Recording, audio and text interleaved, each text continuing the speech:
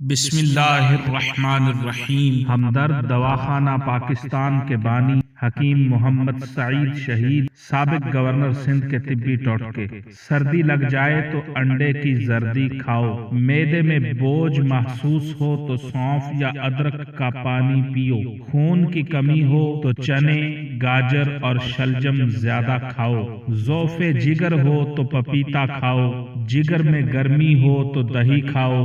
آنتوں میں خشکی ہو تو دیسی گھی کھاؤ، تھکاوٹ ہو تو فوراً گرما گرم دودھ پی لو، طاقت کی کمی ہو تو ملتانی مصری کی ڈلی چوس لو،